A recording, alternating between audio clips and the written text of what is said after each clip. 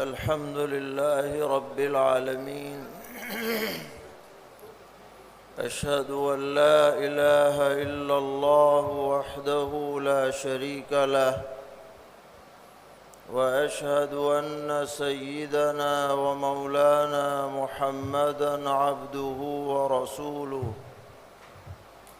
صلى الله تبارك وتعالى عليه وعلى آله وأصحابه وذرياته أجمعين. أما بعد، فقد قال رسول الله صلى الله تعالى عليه وسلم: الإسلام بدأ غريباً وسيعود كما بدأ غريباً، فطوبى للغرباء، أو كما قال عليه الصلاة والسلام. حضرت صدر محترم اور جمعیت علماء ہند کے اراکین اور ذمہ داران، الحمدللہ ہماری یہ جماعت ایک صدی سے زیادہ عرصے سے ملک اور ملت اسلام اور مسلمانوں کی خدمت انجام دیتی آ رہی ہے، اور یہ دراصل ایک رضاکار جماعت ہے. بہت سے لوگ یہ سمجھتے ہیں کہ دین کا کام چند خاص کاموں تک محدود ہے. نماز پڑھو، روزہ رکھو، تلاوت کرو، ذکر کرو، یا مدرسے میں پڑھنے پڑھانے کا کام کرو، یا خانقاہوں میں بیٹھ کر تزکیے اور سلوک کا کام کرو. تو لوگ سمجھتے ہیں کہ ہاں بھئی یہ دین کا کام ہے. لیکن آپ ذمہ دار حضرات ہیں اور یہ بات اچھی طرح جانتے ہیں کہ ہمارا دین چند شعبوں تک محدود نہیں ہے.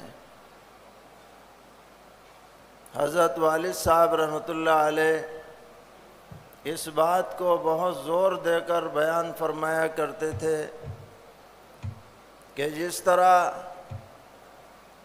ایک طالب علم کو، ایک معلم کو، ایک شیخ کو، یا کسی بھی عبادت گزار کو اپنی عبادات میں ثواب ملتا ہے، اسی طرح اگر کوئی معاشرے کی اصلاح کے لیے، سماجی سدھار کے لیے، یا سیاسی سربلندی کے لیے، یا مسلمانوں کی معاشی ترقی کے لیے کام کرتا ہے، وہ بھی اسی طرح اجر و ثواب کا مستحق ہے، کیونکہ ہمارا دین سب چیزوں کو شامل ہے.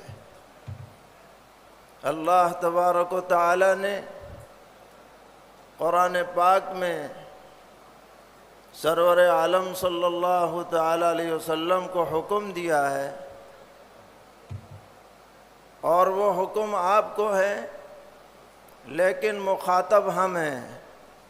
کہ ہمارا یہ نظریہ ہونا چاہیے، یہ مزاج ہونا چاہیے کہ قل ان صلاتی ونسکی ومحیایا ومماتی للہ رب العالمین لا شریک لہ وبذالک امرت وانا اول المسلمین.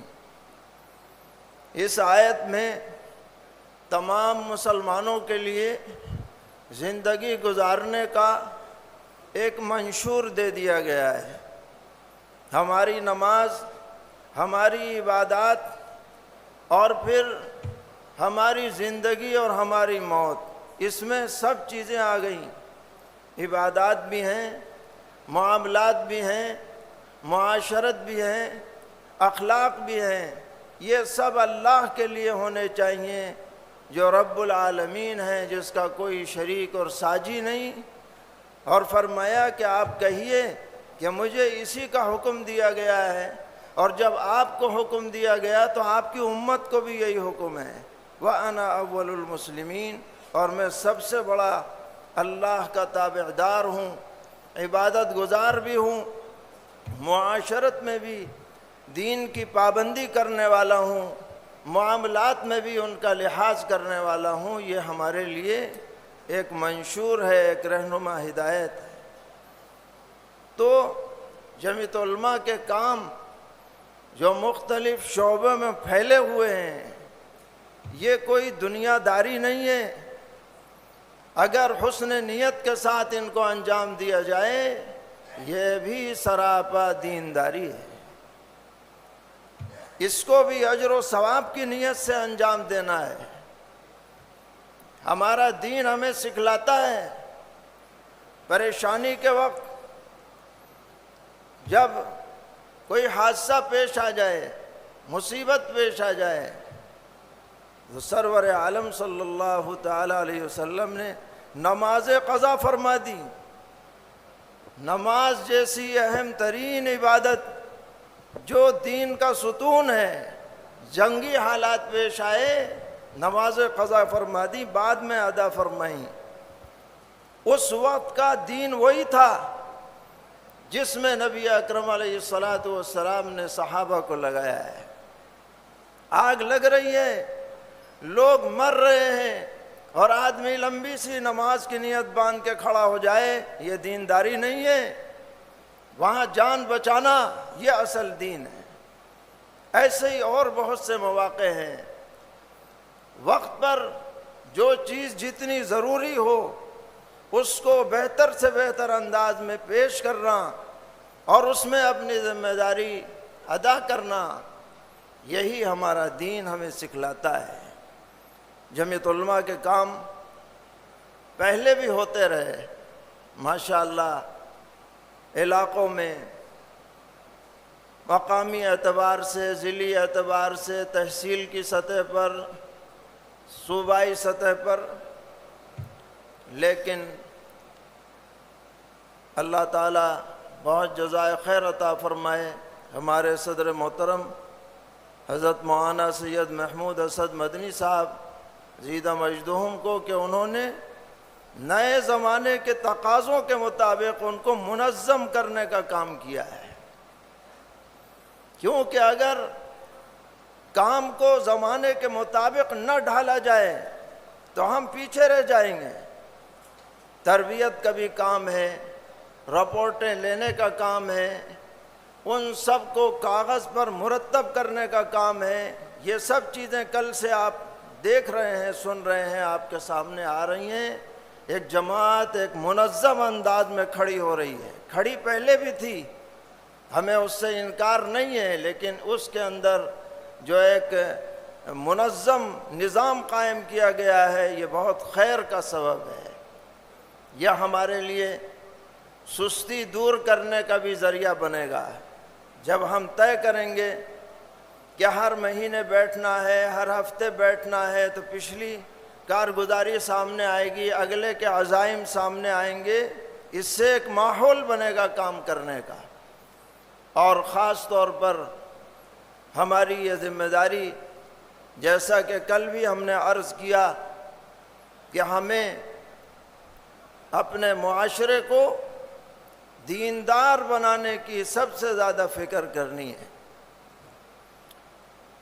آج کل ہم لوگ تو ایک خاص ماحول میں رہتے ہیں، ہمیں اس کا شاید صحیح ادراک نہ ہو، اندازہ نہ ہو، لیکن جو لوگ کالج اور اسکول میں پڑھنے والے بچوں اور بچیوں سے ملتے ہیں، یا عوام جو ہمارا مسلم عوام ہے، ان سے ان کا رابطہ ہے،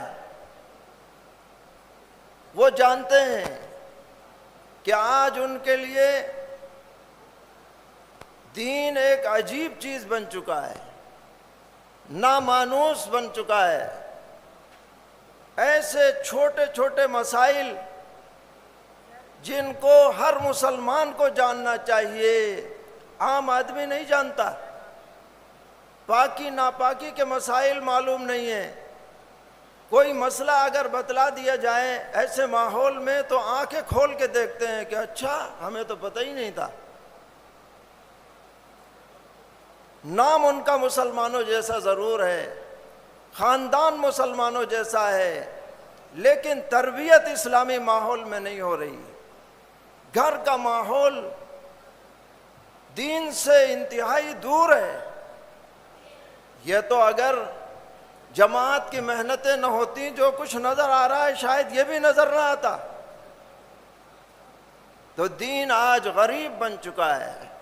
سرور عالم صلی اللہ تعالی علیہ وسلم نے فرمایا تھا، جب اسلام اور دین دنیا میں آیا لوگوں نے آنکھیں کھول کے دیکھا یہ کیا چیز آ گئی، ہماری تمام روایتوں کے خلاف آ گئی، رسومات کے خلاف آ گئی، جہالتوں کے خلاف آ گئی، برداشت کرنے کو تیار نہیں تھے۔ دین کا ایسا معاملہ تھا شروع میں۔ فرمایا ایک زمانہ آئے گا پھر دین ایسا ہی بن جائے گا کہ لوگ دین کو سمجھیں گے اچھا ایسا بھی ہے، نامانوس ہو جائیں گے۔ تو اس وقت آپ نے خوشخبری سنائی، فطوبى للغرباء۔ اس موقع پر جب دین کو غریب سمجھا جا رہا ہو، نامانوس سمجھا جا رہا ہو، دین سے دوری عام ہو گئی ہو، جو دین پر قائم رہ کر کے اپنے کو غریب کہلوائیں گے، دنیا خوش رہے ناراض رہے ہمیں دین پر چلنا ہے، حضور فرما رہے ان کے لیے جنت کی بشارت ہے، اللہ کی خوشنودی کی بشارت ہے۔ اس غربا کی تشریح میں علماء نے کئی باتیں فرمائیں کہ اس سے خاص طور پر وہ لوگ مراد ہیں جو دین کے بگاڑ کو دور کرنے کی کوشش کریں گے، اصلاح معاشرہ کا کام کریں گے، اصلاح عقیدہ کا کام کریں گے، مسلمانوں کو دین پر جمانے کا کام کریں گے، ان کو غربا کہا گیا ہے اور ان کے لیے بشارت ہے، فطوبى للغرباء۔ آج ہمارا پیغام یہ ہے، جمعیت کا پیغام یہ ہے کہ ہم سب اس الغرباء میں شامل ہو جائیں، تو حضور کی بشارت کے ہم انشاءاللہ مستحق بن جائیں گے۔ ہم ان الغرباء میں شامل ہو جائیں اور وہ کام کریں جو غرباء کے لیے متعین ہے، یہی جمعیت علماء کا کام ہے۔ یہ سارے شعبے زندہ رہنے چاہیے، چلتے رہنے چاہیے، اور ساتھ میں ہمیں اپنے نوجوانوں کی، نوجوان فضلاء کی، اپنے طلباء کی ذہن سازی کرنی چاہیے، ان کا ذہن روشن رہے، اشتعال سے پاک رہے۔ ہمیں اندازہ ہوتا ہے درس کے دوران طلباء پرچیاں دیتے ہیں، اس سے ان کے مزاج کا پتہ چلتا ہے۔ وہ مزاج جو سوشل میڈیا کے ذریعے بنایا جاتا ہے، وہ مزاج ان تک پہنچ رہا ہے، انہیں سمجھانا پڑتا ہے۔ آج لوگ یہ سمجھتے ہیں کہ قیادت کا کام یہ ہے کہ ذرا گرم گرم تقریریں کر دو، نعرہ تکبیر لگ جائے، واہ واہ ہو جائے۔ یہ قیادت نہیں ہے، قیادت یہ ہے جو جمعیت علماء کر رہی ہے۔ یہ بنیادی کام جو کیے جا رہے ہیں، نعرے ہوں یا نہ ہوں، لیکن یہ کام باقی اور زندہ رہنے چاہیے۔ انہی کے اوپر ملت کی عزت کا مدار ہے، ان کے ہم ساتھی بنیں، معاون بنیں، اور جیسا بھی جس سے ہو سکے اپنے دائرہ اثر میں رہ کر کے ان کاموں کا ساتھ دے، تو انشاءاللہ دنیا اور دین کی عزت اور وقار ہمیں نصیب ہوگا۔ اللہ تعالی ہم سب کو توفیق عطا فرمائیں، کمزوری کے باوجود ہمیں اپنے دین کے مخلص خدام میں شامل فرمائیں، اسی پر زندگی اسی پر موت نصیب فرمائیں۔ اور اپنے بزرگوں کے ساتھ ہمارا حشر فرمائیں۔ وصلی اللہ تعالی علی خیر خلقہ محمد وعلی آلہ وصحبہ اجمعین برحمتک یا ارحم الراحمین۔